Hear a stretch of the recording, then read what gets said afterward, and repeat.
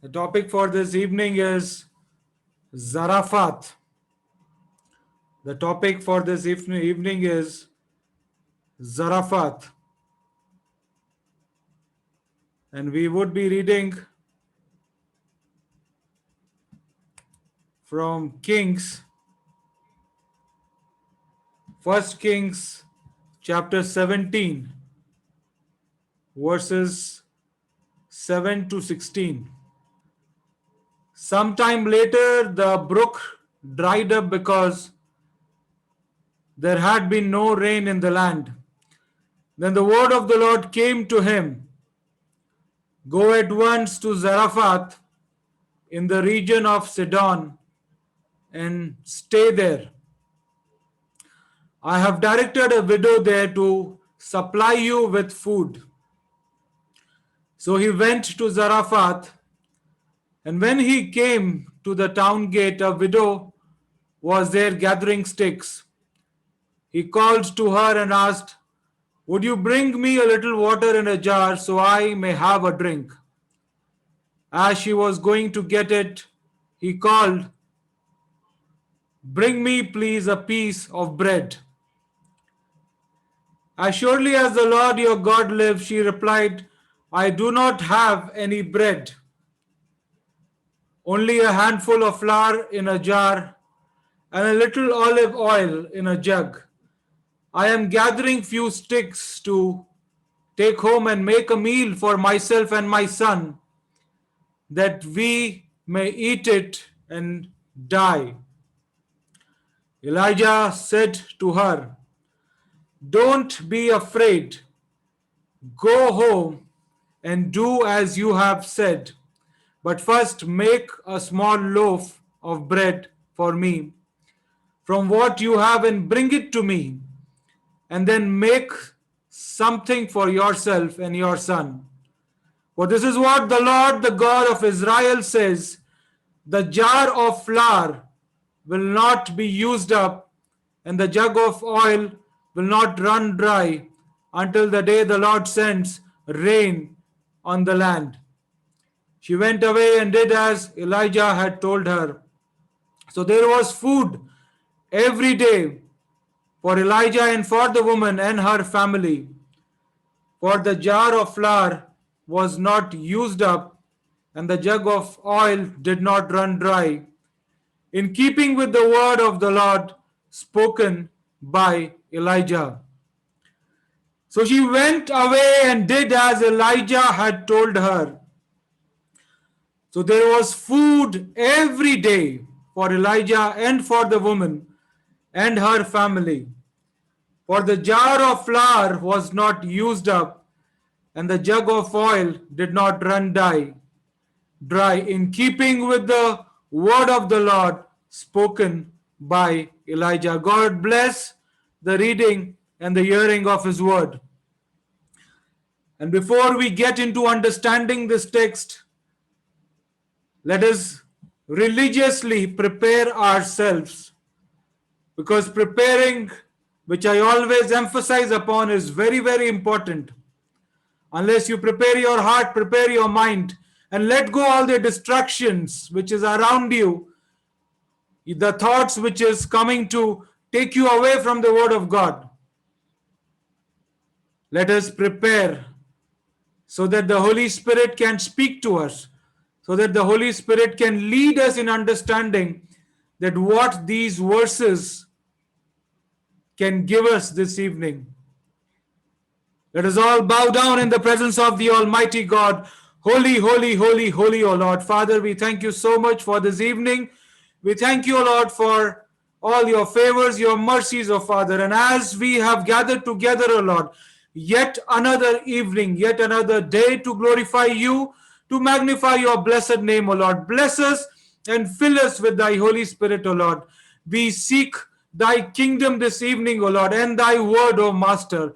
Bless us, O Lord, that this word should be sown in our hearts, in our lives, O Lord, that we should live by it. Let every distraction which the enemy is causing, we cancel it in the name of Jesus, and let there be only thy way, O Father, thy path, O Father, Lord God, which should guide us and lead us towards thy word. In the blessed name of Jesus, we pray. Amen.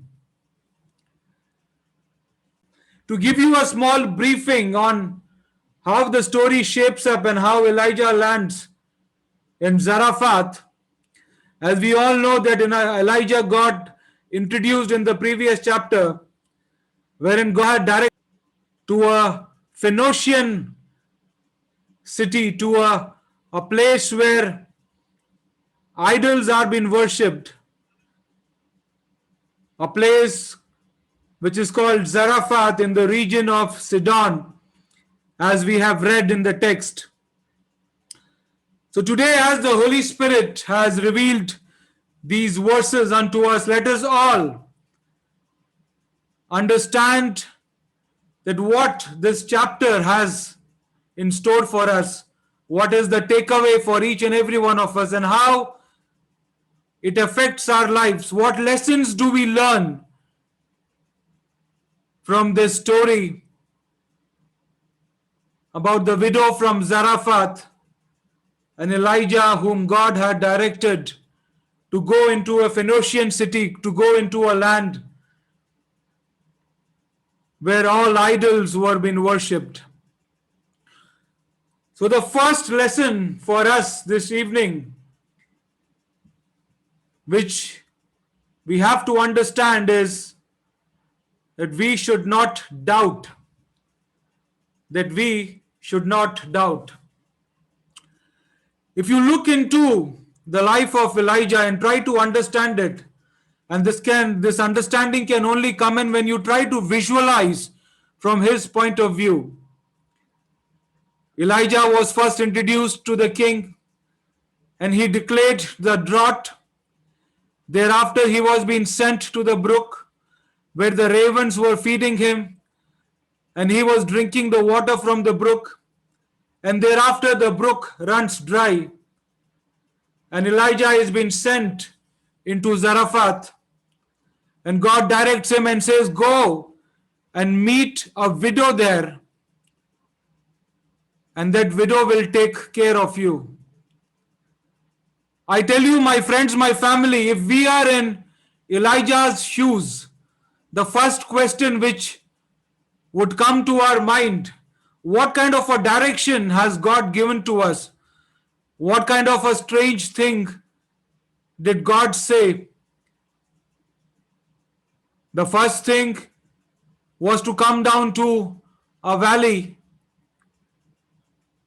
Second was being fed by the ravens, and now God is directing us to go to Zarephath, and that too to a woman who is a widow.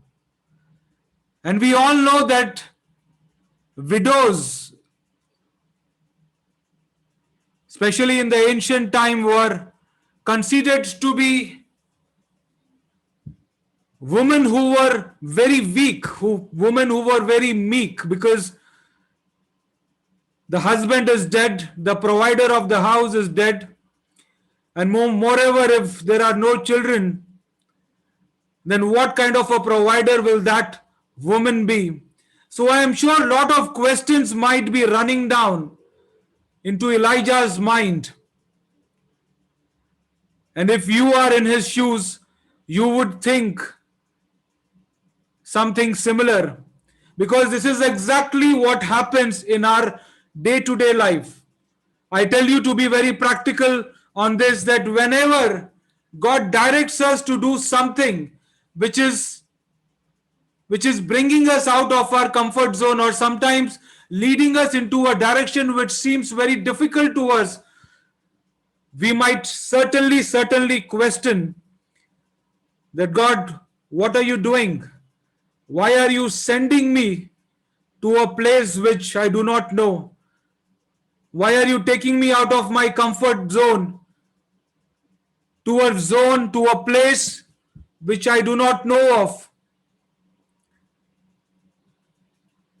Many a times it happens in our walk of life that all of a sudden a new direction might come. God might direct you to get into that direction, but you will feel uncomfortable. It can be a job, it can be a relationship, it can be a proposal, it can be a new business venture, it can be so many things. Sometimes out of the blue, out of your regular life, you might get landed up into a situation where you might certainly question God that what is going on? I was happy where I was. Why do you want me to move on? Why do you want me to go to a place or to a situation or to a job or to a proposal or to a business which I am not too sure of?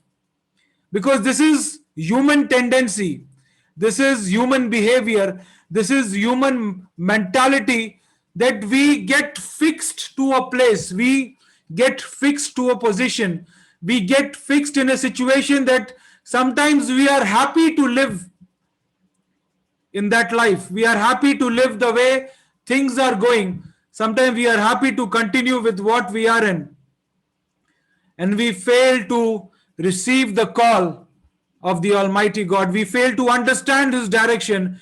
We start questioning Him. We start doubting Him. We start having our own way to look at things. But the Word of God says, which is so precise and crystal clear, when you read James chapter 1 verse 6, it says, but when you ask, you must believe and not doubt, because the one who doubts is like a wave of the sea, blown and tossed by the wind. When you believe, do not doubt, because the one who doubts is like a wave of the sea, blown and tossed by the wind. How precisely and how nicely James is explaining this to us, that you must believe and not doubt about anything. When you pray to God about your health, when you pray to God about your relationships, when you pray to God about your finances, your business, your jobs, anything, when you come to His presence and when you pray to Him, do not doubt about anything.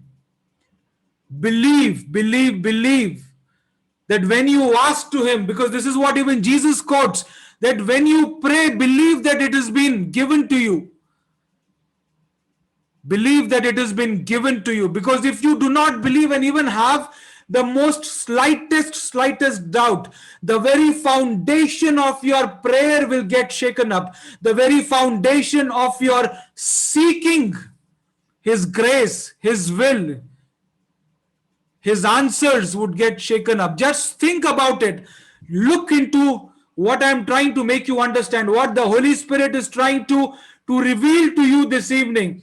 Think about it, that today when you are praying to God, today when you are coming in His presence, and whatever your heart desires are there, when you are praying to Him, and if you do not believe in that prayer, if you even doubt that whether God will answer you or not, whether this prayer, what you have prayed for, is the right prayer or not, if you doubt, even the slightest doubt in your mind, in your heart, in your spirit, if you have that, that prayer will not do any good to you. That prayer will be unheard, unanswered.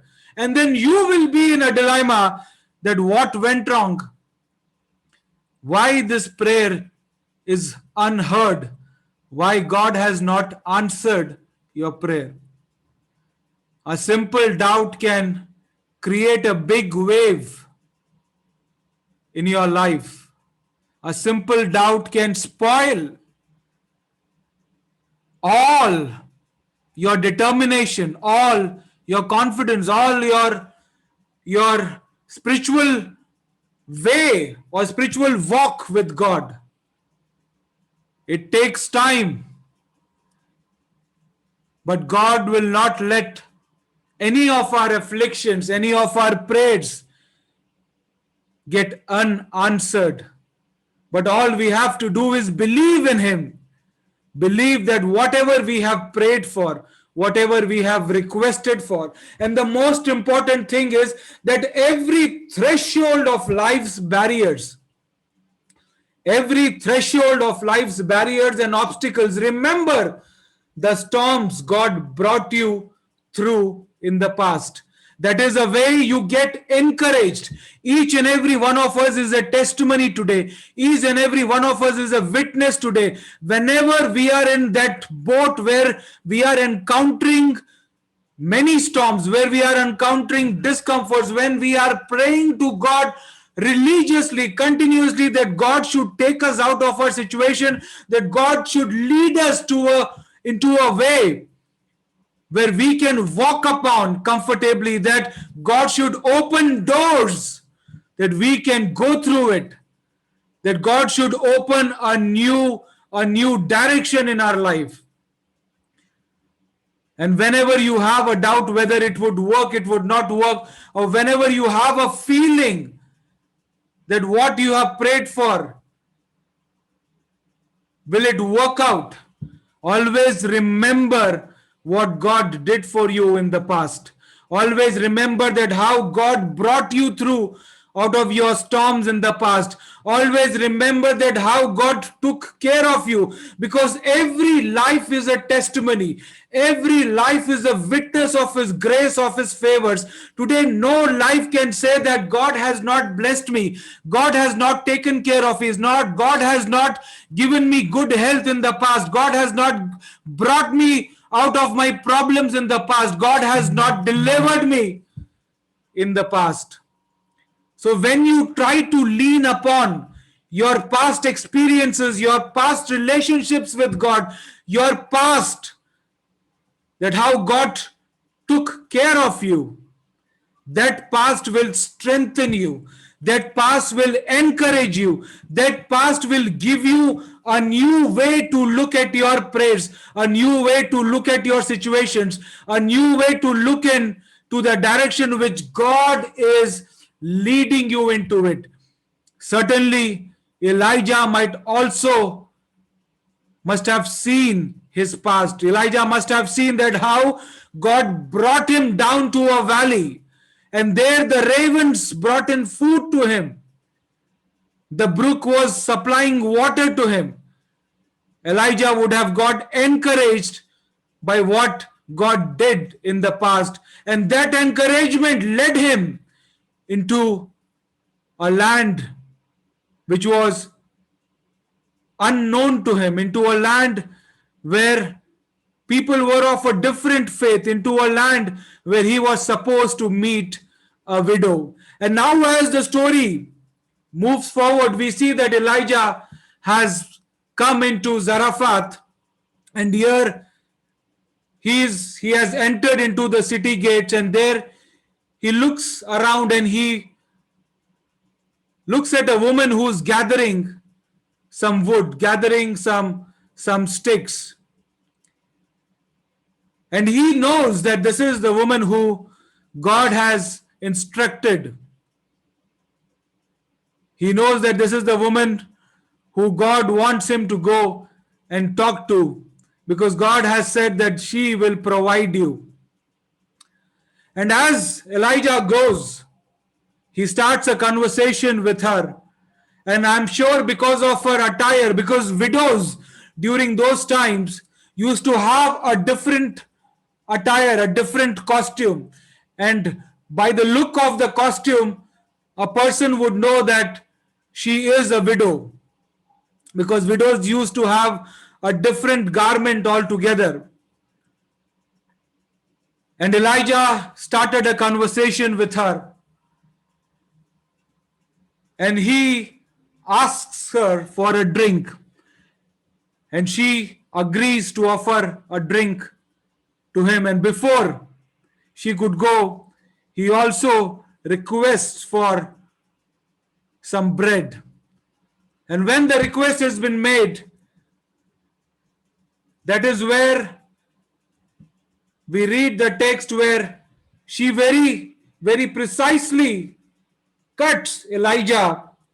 And in verse 12, she says, "As surely as the Lord your God lives, I do not have any bread, only a handful of flour in a jar and a little olive oil in a jug, because I am gathering few sticks to take home and make a meal for myself and my son, that we may eat and die." That we may eat and die. She had cut Elijah's conversation there and then. She was very clear in saying that I do not have anything, and as long as your God lives, I am very, very true to you that I do not have any bread. I only have a small handful of flour in a jar and a little oil. And I'm gathering some sticks, I'm gathering some wood so that I can go back to my house, prepare a meal, because I know that thereafter I do not have anything with me. And I will eat that with my son, and thereafter we will both die. Now look at the answer which Elijah is giving to her. Elijah says, okay, but do not be afraid. Go home and do as you have said. But first, make me a small loaf of bread and bring it to me, and then you can make something for yourself and your son. Now Elijah is again persistent because he knows that God has sent him there for a reason. He knows that God has directed him for a reason. And in that persistency, he says, okay, do not be afraid. Just go back to your house and whatever you're saying, do that. But before you do that, make at least a morsel, something very tiny for me, a small piece of bread, bake it for me and bring it to me. And verse 14, which gives confidence to the woman. And it says, for this is what the Lord, the God of Israel says, the jar of flour will not be used up, and the jug of oil will not run dry until the day the Lord sends rain on the land. A big promise in this time of drought.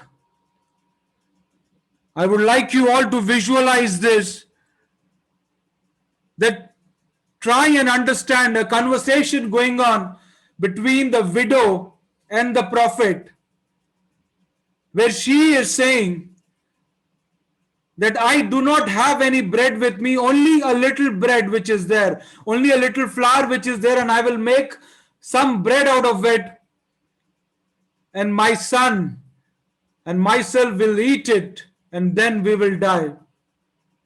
And here Elijah is pushing her, and he is pushing her with a promise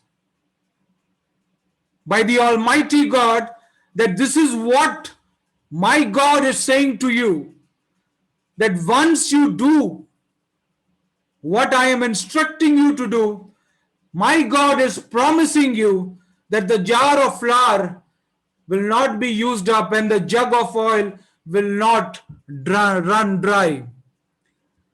My family, my friends, very, very difficult task, very difficult task, and बहुत ही मुश्किल है to accept it. Today, if you and I are there in that woman's shoes, and today if somebody comes down to your doorstep and you are in the similar position like how that woman was, and if someone comes down to you and if he questions the same thing, if he pleads you with the same request, I am 200% sure that we will send him away. सबसे पहले हमारे दिल में यही question आएगा. The first thing which would come to our heart, our mind is, we have very limited provision for ourselves. How can we share it with someone else? We have such limited provision with us.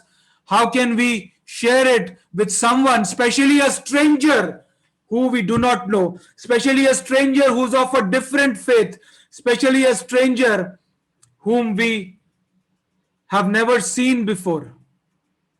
Very practical. Very few. You can even count on your fingertips. Very few will be like that woman who, after hearing these words, in verse 15, it says that she went away and did as Elijah had told her. Today, if you and I are there in that woman's shoes, we will not be able to do it, because we know that first we have to take care of our own selves, we have to take care of our family, we have to take care of our own, rather than doing what God wants us to do, rather than doing what God directs us to do. But the word of God is something else. The word of God is something else. Because when you read James chapter 2 verse 26, here James is writing that as the body without the spirit is dead, so faith without deeds is dead. So faith without deed is dead. As we all know, that faith is an assurance of things which we do not see. When you read Hebrews chapter 11 verse 1, it gives you an assurance of things which we do not see. That is what happened when Jesus visited the disciples and Thomas had that doubt in him. And Jesus proved his presence to Thomas. And thereafter he says, "Blessed are those who have not seen but yet believe. Blessed are those who acknowledge me. Blessed are those who pray to me. Blessed are those who come to my kingdom to glorify my name." Because faith, which is not in action, is a dead faith. Today, if you say that I am a faithful person, today, if you say that I am a faithful Christian, a faithful child of God, I believe in Him, I have faith in Him. But if you do not practice your faith, if you do not practice what you are doing, if your faith is not working out in your life, that faith is a dead faith. That is what James is trying to make us understand, that your faith should work out. It should be seen in your actions. And how does this faith be seen in our actions? It is the way we are obedient to the word of God. It is the way which we live our life. It is the way in which we understand and are obedient to Him. It is the way in which we acknowledge God. This is exactly what happened in the Garden of Gethsemane. When you read in Luke where Jesus was praying, where his blood, his sweat became blood, where he was in that agony, where he was in that time of trouble, where he was in that time where his body was not accepting what is coming ahead of him. He says that, "Father, if this cup can be taken away from me," but yet thereafter he acknowledges that not mine but thy will be done. Not mine but thy will be done. His faith was brought into obedience. Obedience came in forth with the faith of his. And as soon as he spoke out these words, an angel was being sent to comfort him. An angel was being sent to take care of him. Obedience is the visible side of faith. Obedience is the visible side of faith. Obedience is the action which leads to have faith in the Almighty God. That is what we see in this widow's life, that though she had a little flour, though she had a little oil, as soon as Elijah says that my God is saying to you, the God of Israel is saying to you, and he is giving a promise to you that if you Listen to what I have said.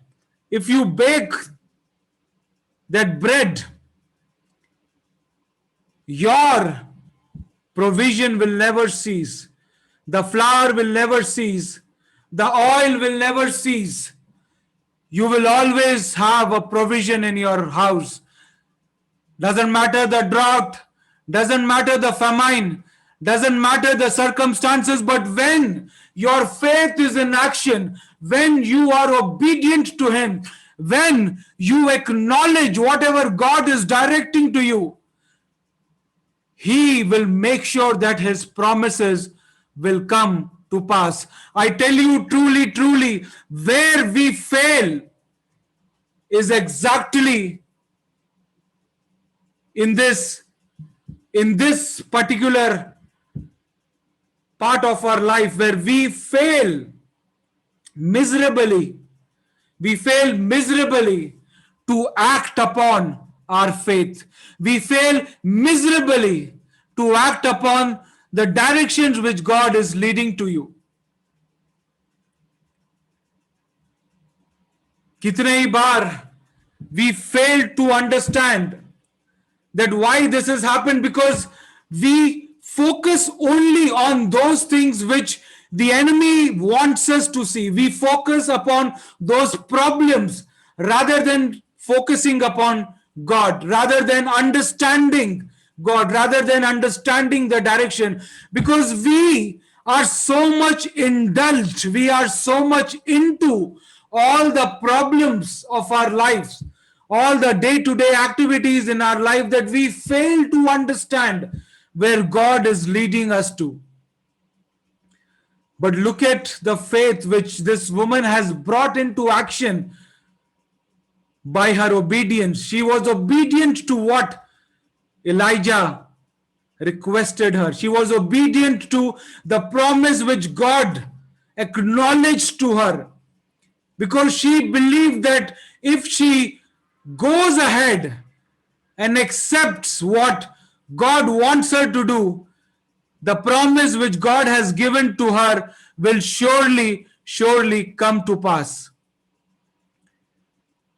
And this is exactly we see in the further verses, that when she prepared that bread and she brought to Elijah, whatever was been promised to her came to pass. Whatever was been said to her had come to pass.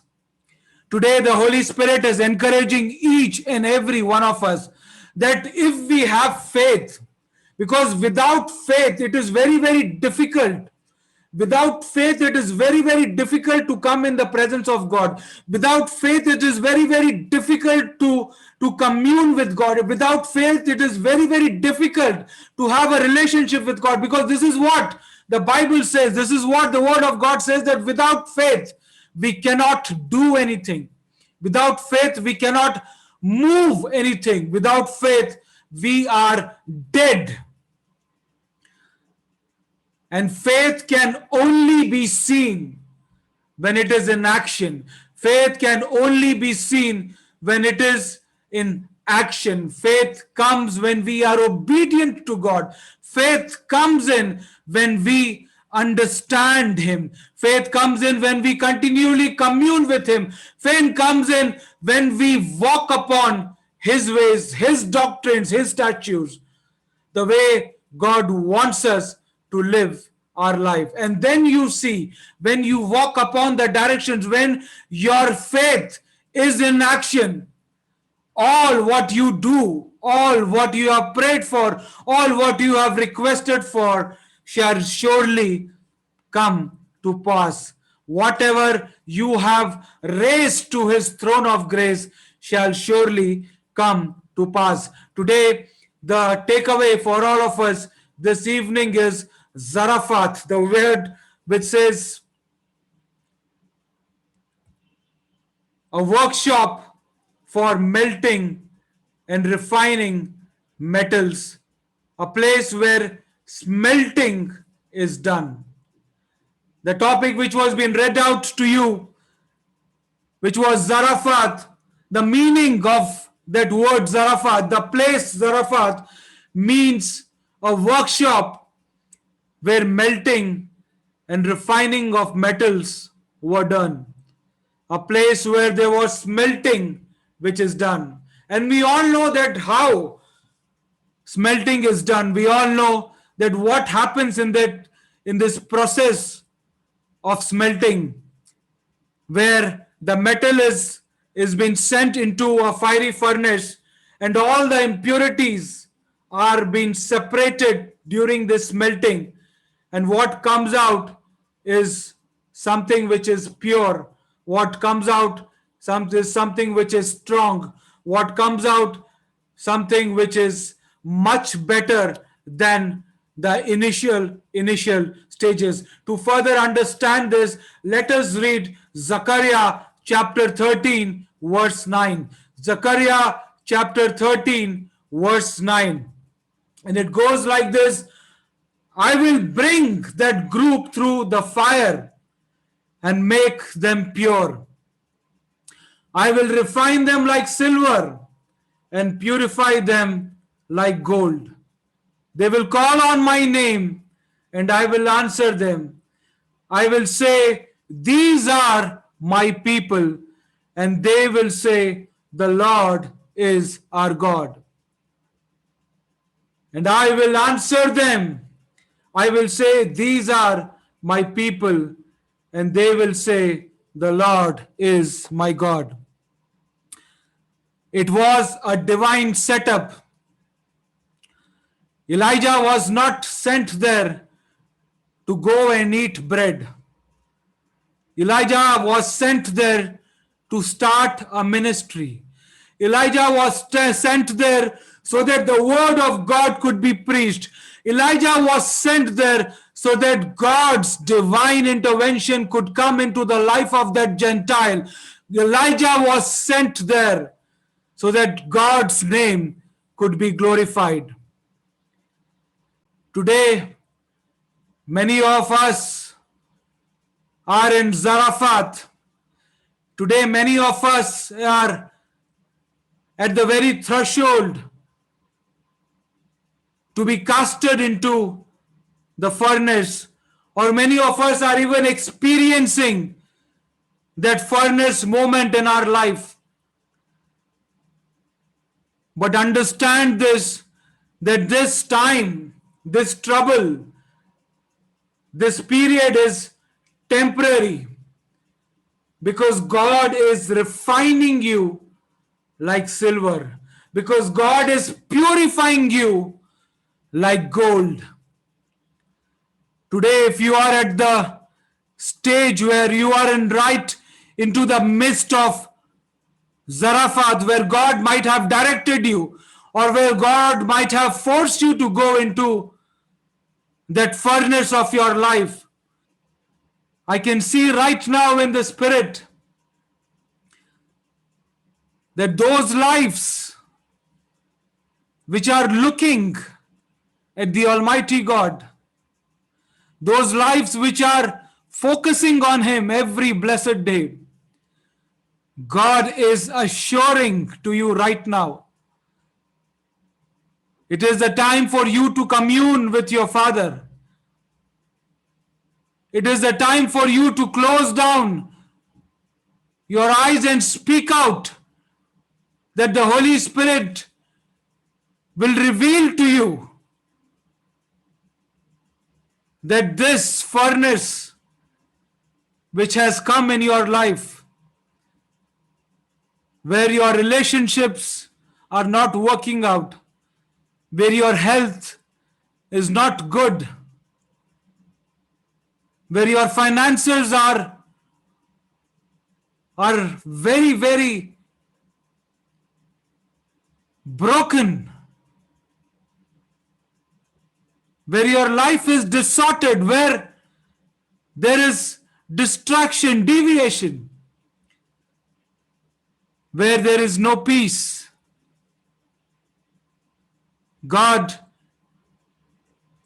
is consoling you and promising you that this is a phase in which He is refining you like silver. He is purifying you like gold.